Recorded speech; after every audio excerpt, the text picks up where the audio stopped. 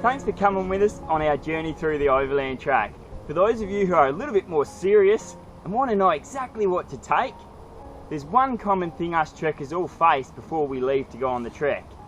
That is what to take and what to leave behind. I'm hoping I'm going to be able to help you out with a few little secrets that I've learnt along the way. This pack has pretty much got everything I can possibly need, plus more. Maybe we should check and see what things are more important. Let's check it out.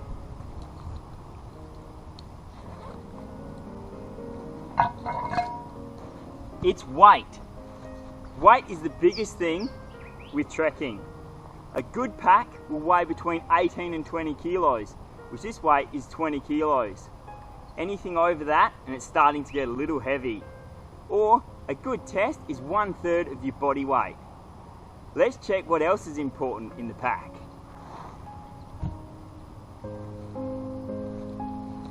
Oh, I bought a spare one of these just in case I lost the other one. Now that's the problem with the typical Aussie. We always have to take spares just in case something happens, like maybe backpack strap just in case my strap breaks. Then what am I going to do? Battery spare for the headlamp just in case it goes flat. You've got to eliminate things, the what ifs. It's important to keep your pack as light as possible. Weight plays a massive part in trekking, and so does size.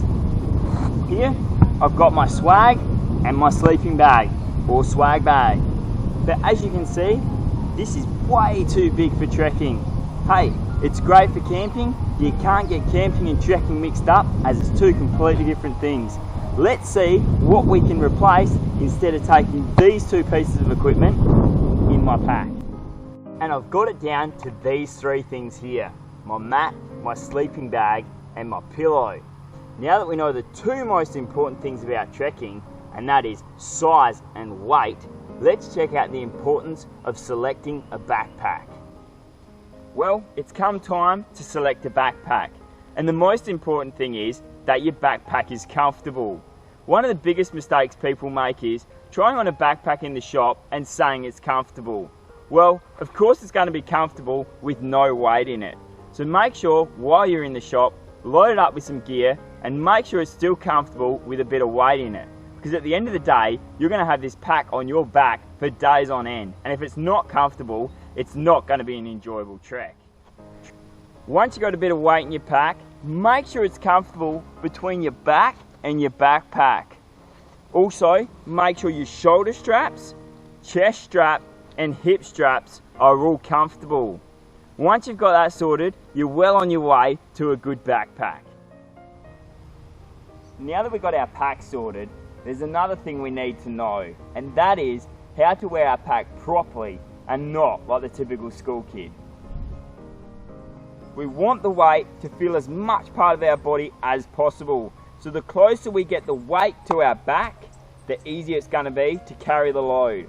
So make sure your pack strap, shoulder straps, chest strap and hip strap are all nice and firm to keep that pack as close to your back as possible.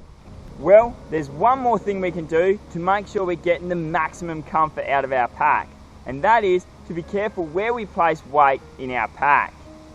Our pack has three sections: the base, the center and the top. We want to keep as least amount of weight in the base as possible, as this is going to put a lot of weight onto our lower back. Our top isn't as crucial, but still try and keep it light. Also, further out, we want to keep that light. Too much weight too far out is also going to put pressure on our lower back. We want to be carrying all the weight on our hips. So any heavy items, try and keep in the center of your pack and as close to your back as possible. That way, you're going to be carrying the weight on your hips. Now that we know how to select, wear and pack, it's time to make sure our backpack is ready for the conditions we're going to take it into. And the Overland Track is known for blizzards, sideways rain, or maybe just a lot of water. Most trekking backpacks will have a rain jacket which you can slip over your backpack to keep it dry, but not something I'd wholly rely on. Let's check out a few of the other options we've got to make sure the gear in our pack stays nice and dry. And a lot of people have found at the end of the day, the best thing to do to keep all your stuff dry in your pack is to have a dry bag. That way, you stick everything in it and everything stays dry. There's only one thing about this that I really don't like. A dry bag can be good, but it can be really, really messy.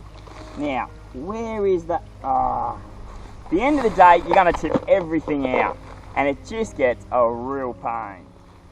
So for me, and there's nothing wrong with one whopping huge dry bag that's going to get awful messy and awkward to use, I've decided to go individual dry bags, which at the end of the day is so much better. May cost a little bit more money to set up, but when you're out and you do get caught in a blizzard, you don't have to worry when you open your pack that absolutely everything's going to be destroyed. Whereas in a dry bag, you open that one dry bag up and whatever gets in there could make a lot of stuff soggy. Whereas this way, I grab the item I need, whether it's lunch or whatever it is, I can open my pack, grab what I need, shut it up and not worry about anything getting destroyed. Now that we know our pack is ready for the conditions it's about to face, let's check out food and water. As for food, you can buy packets that you can just chuck in your pack ready for trekking. But if you're a little more adventurous, you can cook up meals you like, chuck them in a dehydrator, put them in a vacuum seal bag and rehydrate them when you're out on the track. As for water, I carry a 3-litre bladder with me, but it all depends on the weather conditions to how much I'll fill up my bladder. In summer, you definitely want 3 litres of water. When it's a little cooler, you should still take a minimum of 2 litres and make sure you keep up your water intake even in cold weather, as your body still needs fluids. As for trekking clothes, you want a good lightweight pair of trekking shorts that can turn into trekking pants. A good lightweight trekking t-shirt which is ultra dry. A nice fleece jumper for keeping warm, and a good quality waterproof rain jacket. Gloves and even a beanie and a good pair of waterproof pants. When selecting trekking clothes, you want lightweight and quick dry. Try and stay away from cotton and denim if you can. Once you book the Overland Track, Tasmanian Parks and Wildlife will send you out a checklist. Make sure you've got all the items you need on the checklist ready to hit the Overland Track. Well, you're pretty much kitted up and ready to hit the Overland Track. But I've got one last pack tip for you, and that is, how many dunny rolls do I need to take on the Overland Track? Wow, now that is a good question. The best way to work that out is to try the week before and see how many you use. Well guys, thanks for checking out Pack Tips, and all the best with your trekking adventures.